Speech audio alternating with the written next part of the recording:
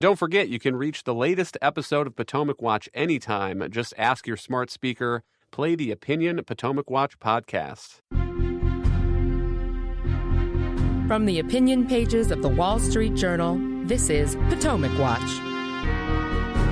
Welcome back. Alicia, what's your sense of the politics here? I expect that President Biden is going to try to use this executive order as a shield, including in his debate that is scheduled with President Trump later this month, saying, look, I've closed the border, I'm acting. But I guess my view is that the stories of the border crisis, the migrant crisis for 3 years now, the images that people have seen, these stories about big city mayors in Chicago and New York, Democrats, people in President Biden's own party saying that this is a crisis. I think it will be very hard for the president to overcome those. I think the view of his immigration policy is pretty set among a lot of voters by now. I would agree with that, and I would also echo what Jillian is saying. I mean, the president lacks or is suffering from a crisis of confidence. Nobody trusts him with the border, and large majorities trust Donald Trump, in part because, well, he did control it better. And again, you can go to the numbers in our editorial, basically, that the border, quote unquote, encounters, these weren't just the ones who were caught, have increased sixfold since 2018 and nearly tripled since 2019. And a lot of this is because of the president signaling on this, including that he continues to support comprehensive immigration reform that would provide a pathway to citizenship for those currently in the country. But it's also just continue to what's called catch and release, is just release these migrants into the country rather than what Donald Trump did was, or at least he attempted to do, was to keep them in Mexico pending their asylum hearings. And the result is that you have millions of migrants just being released into the country. And you're hearing these stories, and the news has played them up, that, some of them are actually going on and committing crimes and violence. And you're seeing these stories in the news, especially in New York.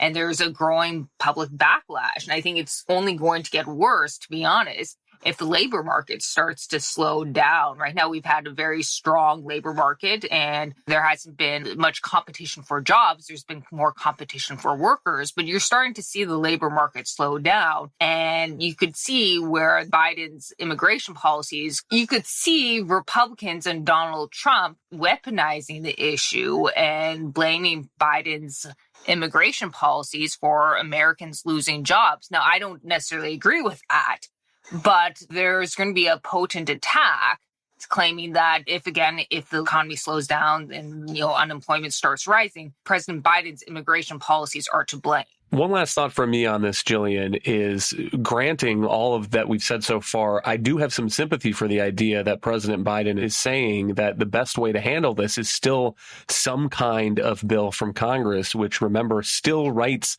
the immigration laws, and particularly on this credible fear standard for migrants who are coming and they're saying, I have an asylum claim, I have fear of violence in my home country. And the standard in the law right now, again, this is the Immigration and Nationality Act, is that credible fear of persecution means there is a significant possibility, taking into account the credibility of the statements made by the alien, that the alien could establish eligibility for asylum. And the great virtue, in my mind, of the Senate compromise that was negotiated by Oklahoma Republican James Lankford is that it raised that standard. It raised it to a reasonable possibility that the alien could establish a legitimate asylum claim. And I don't know the exact details of the difference, a significant possibility versus a reasonable possibility. But half the problem here, Jillian, is that people have the understanding that they can come to the border and they can say, I have a credible fear.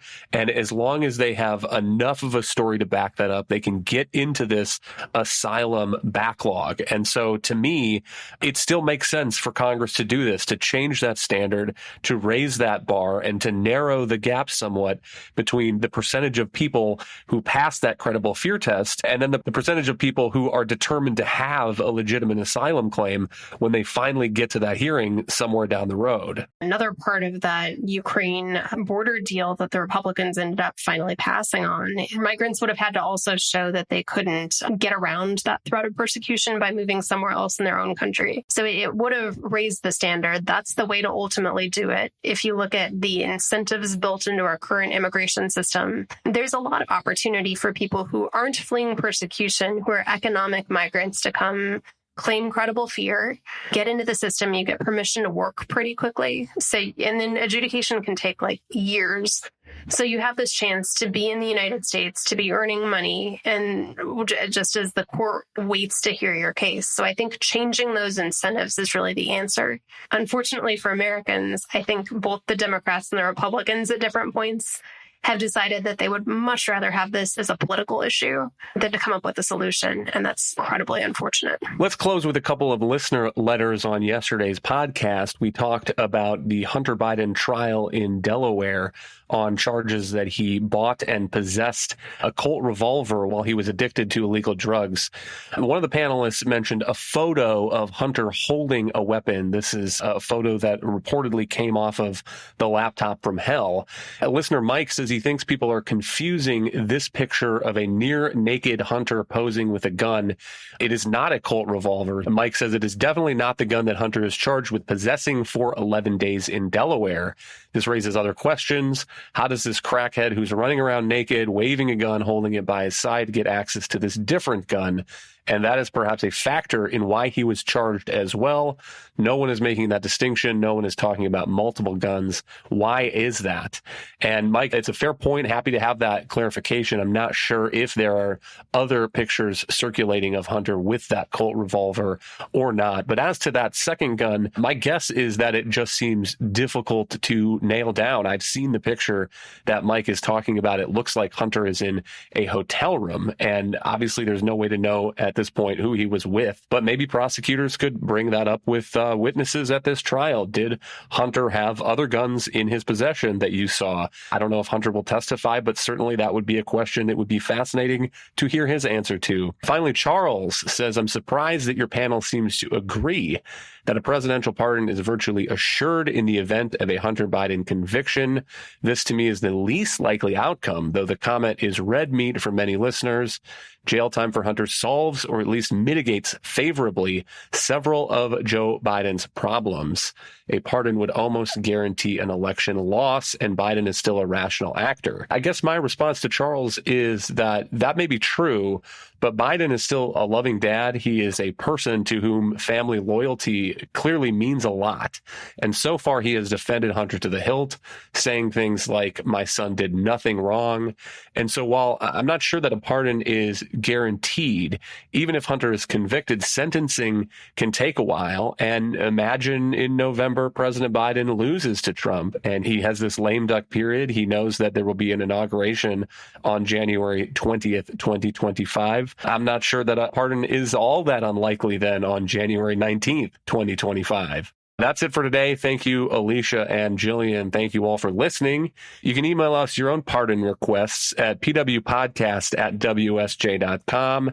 If you like the show, please hit that subscribe button, and we'll be back tomorrow with another edition of Potomac Watch.